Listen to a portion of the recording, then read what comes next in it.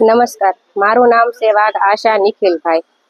અને આમ આદમી પાર્ટીમાં મને ભાદરોડ ગામની ઉમેદવાર અને મહુવા તાલુકા પંચાયતની સીટ એવી રીતે જાહેર કરી હતી જે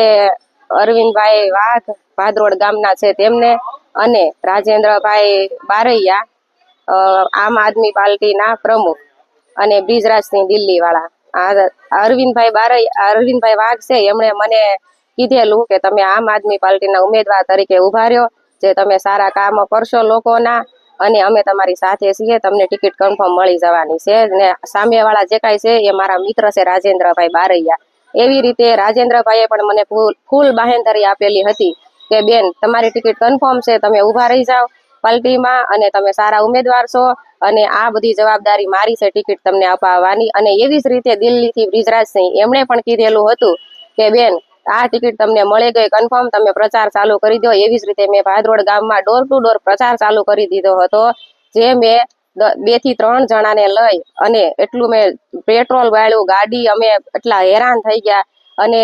ઘેરે ઘેરે મેં ડોર ટુ ડોર પ્રચાર ચાલુ કરી દીધો. અને જ્યારે જાહેરનામામાં મારું નામ ન આવ્યું ત્યારે મને ખબર પડી કે મારું નામ ટિકિટમાં નથી આવ્યું અને જાહેરનામામાં નામ આવ્યું છે છાપરીથી હંસાબેન અશોકભાઈ કાતરિયા, જેમને મને પૂરેપૂરો શક છે કે એ લોકોએ ₹5 લાખ વાયદો આપી અને ટિકિટ ખરીદી હોય એવું મને લાગી રહ્યું છે.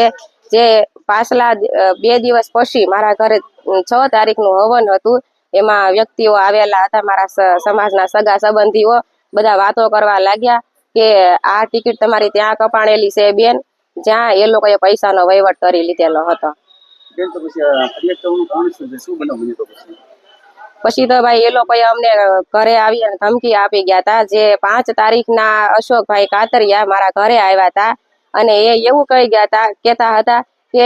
અમે તમારા ઘરે સમાધાન કરવા માટે આવીએ છીએ, ફોર્મ પાછું ખેંચવાનું છે, તું મારી બેન છો, એવી રીતે અમે આવી છે. મને ફોન નતો કર્યો, અરવિંદભાઈ વાઘને ફોન કરેલો અને એમને લઈને એ આવેલા મને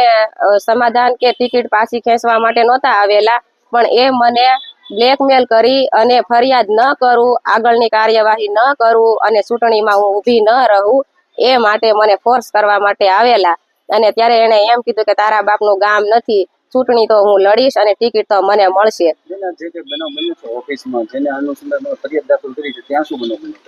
ત્યાં પછી મારું નામ ન આવ્યું એટલે હું 2 થી 3 જણને લઈ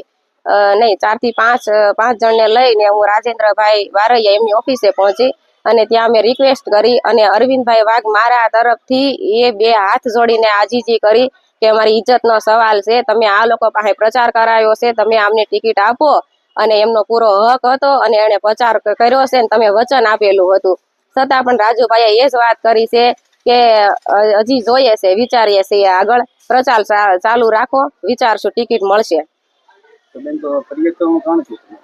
બસ ફરિયાદ કરવાનું મારું એ જ કારણ કે રાજેન્દ્રભાઈએ મને એ રીતે શબ્દો બોલ્યા કે અમે મારવાય બેઠા છીએ અને મરવાય બેઠા છીએ, ટિકિટ મળશે તો કદાચ મળશે અને હવે કાંઈ એટલું બધું નક્કી નથી. છતાં એ મને ફોનમાં હજી સુધી એમ જ કહેતા હતા કે બેન મળી જશે, તમે પ્રચાર ચાલુ રાખો, બેન મળી જશે. હજી ફોર્મ ભરવાની તારીખ આવી ગઈ છતાં હજી મને ટિકિટ કન્ફર્મ મળી નથી. અને પછી વચ્ચે એવું બન્યું કે રાજેન્દ્રભાઈ એવું બોલ્યા કે જે કાંઈ ખર્ચો, પહેલા એવું બોલ્યા કે ખર્ચો પાર્ટી આપશે ને પછી એને એમ કીધું કે ખર્ચો જે કાંઈ થશે તમારામાં સત્તા હોય તો ઊભા રહેજો. હું મારી ઇજ્જતને ખાતર ખર્ચો કરવા તૈયાર થઈ ગઈ હતી, પણ એ લોકોએ મારી કદર ન કરી અને આ ખર્ચો મેં મારા ઘરે મેં 1,28,000નું પેમેન્ટ તૈયાર રાખ્યું હતું અને મેં મારા પોસ્ટરો છપાવવાનું પણ નક્કી કરી નાખ્યું હતું, ફોટા પણ પડાવી લીધા હતા અને જે કાંઈ ખર્ચો હું કરીશ એવી મેં એને બાહેંધરી આપેલી હતી.